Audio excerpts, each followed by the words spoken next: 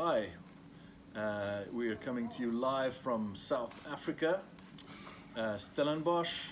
My name is Jacques de Klerk and I am the head of viticulture and winemaking at the Winery of Good Hope.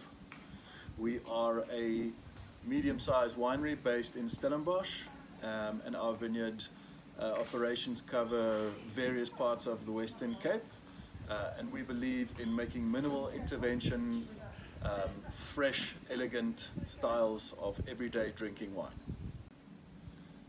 And just to summarize our approach to growing our fruit and making our wine, I would start by saying that we have a very holistic view in the sense that we don't make a distinction between viticulture and winemaking.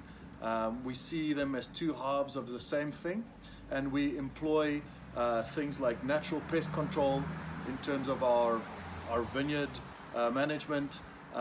We pick early so that we can conserve as much of the natural acidity and for that reason the balance in the wine. We use very gentle extraction techniques, which we'll get to later, with particular reference to the reds. And overall we try and keep our interventions to a minimum, both in the viticulture side and in the cellar. So first up, I'd like to look at the Winery of Good Hope Bush Vine Chenin Blanc 2019 with you, just to go through how we approach making this wine.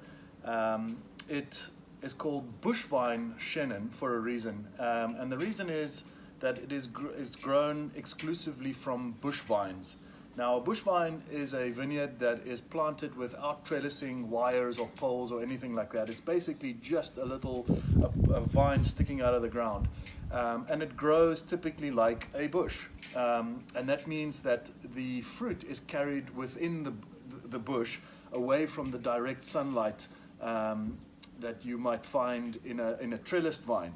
And therefore, the kind of light that makes it onto the bunches as they ripen is a filtered, refracted kind of light. And this helps us maintain the citrus expression of the fruit. Chenin Blanc is a versatile variety, and it can be quite opulent.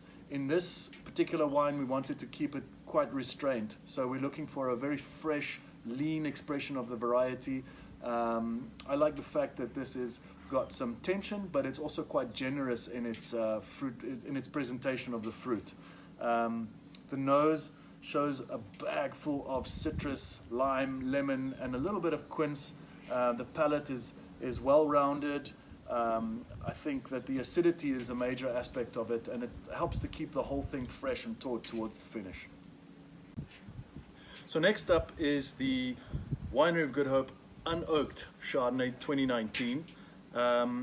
This comes from two sites, the first being Stellenbosch, and particularly the Helderberg, which is about 6 kilometers from the Atlantic Ocean as the crow flies, and Robertson, which is further inland, but features some of the only limestone soils that we have in the Cape.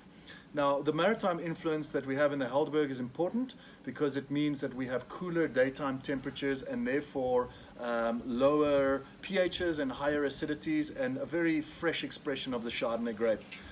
The limestone soils from Robertson are important because they contribute towards the minerality of the wine. It gives it a real stony, steely kind of flavor. And to me personally, it's important that our unoaked Chardonnay should really resemble the variety. And by that, I mean our inspiration comes from the great unoaked wines from Chablis, that kind of thing.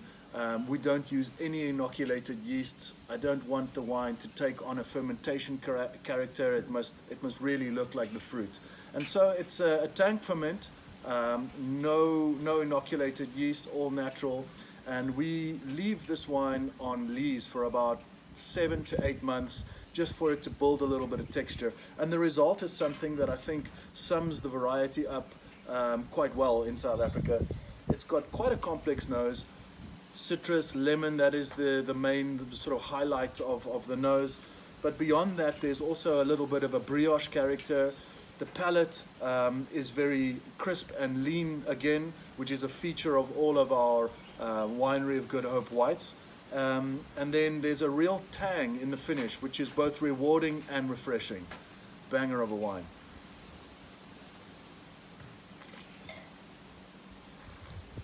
So the last wine we're going to look at is the Winery of Good Hope Full Berry Fermentation Pinotage 2019.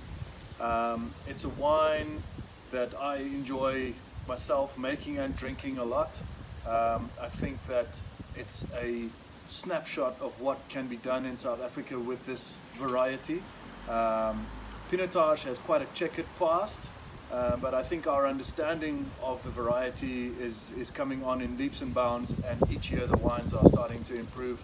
And 2019 was a great vintage, and so the wine that we have here comes from two sites again, Stellenbosch and from the Voorpaardenberg. And our approach to making Pinotage is a less is more approach. We pick early because the pH and the natural acidity in the wine is important, because we never add any acidity. We never, was touching earlier on minimal intervention, and this carries through into how we make the Pinotage with specific reference to gentle extraction. This is fruit that is destemmed but never crushed, and so the berries ferment as whole berries, and that helps to extract only the finest tannins from the inside of the berry while highlighting the fruit through a process that is called carbonic maceration. We are not going for a massively extracted wine here. What we want instead is something that is voluptuous and friendly, but not austere or difficult to understand. The nose is designed to show you all the best aspects of Pinotage, and by that I mean plums, I mean a little bit of warmth in terms of the fruit.